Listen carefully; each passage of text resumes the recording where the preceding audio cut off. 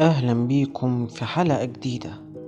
في حكمة بتقول ما تقدرش تصب مية من كوباية فاضية.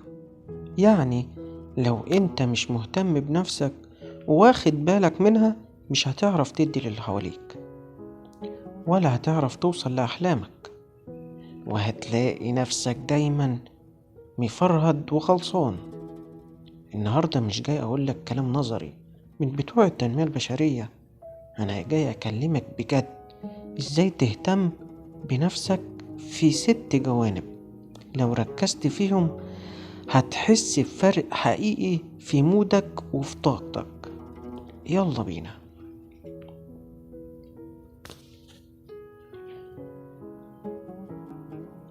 أول حاجة معانا الاهتمام الجسدي. جسمك ده هو المكنة اللي ممشياك. أول حاجة لازم تبدأ بيها هي جسمك. مش لازم يعني تبقى بيج رامي وتعيش في الجيم، بس جسمك محتاج أساسيات عشان يكمل معاك. منهم النوم، بلاش سهر للفجر على الموبايل. جسمك محتاج من 7 ل9 ساعات عشان يشحن طاقته.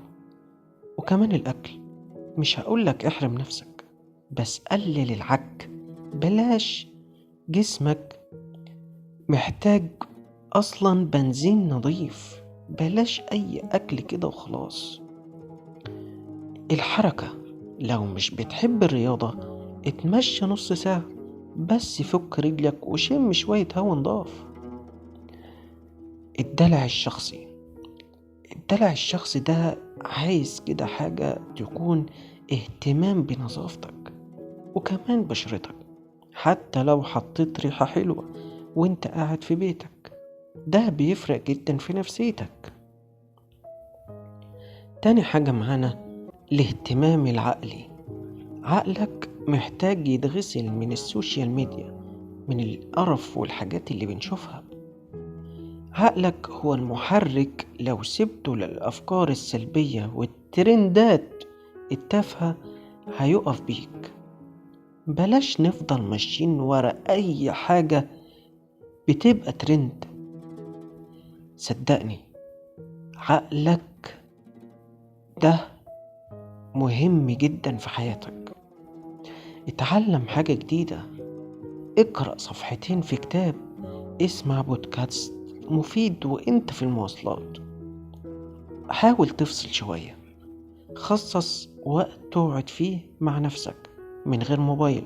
فكر في قراراتك، شوف انت وصلت لإيه وعايز تروح فين.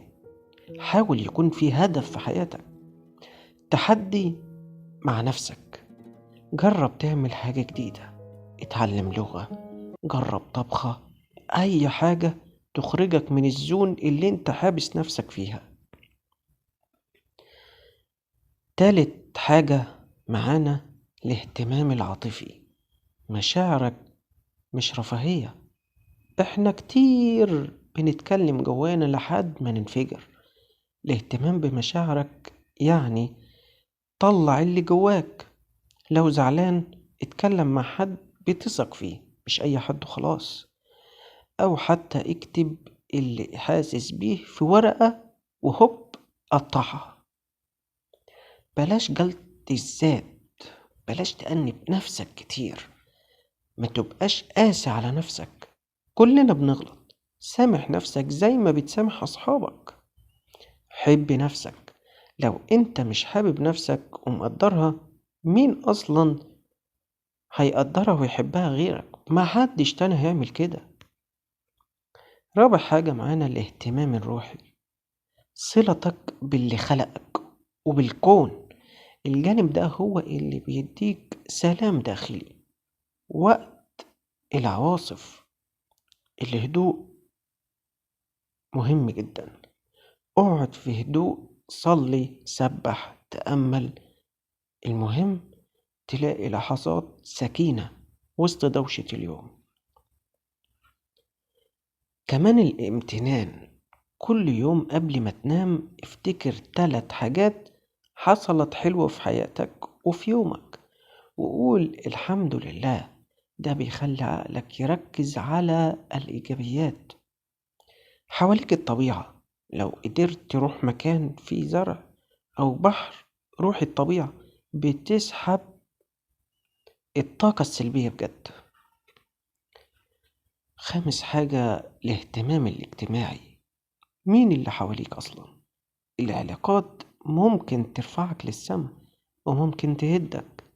نظف دوائر اللي حواليك، الناس اللي بتمص طاقتك وبتحبطك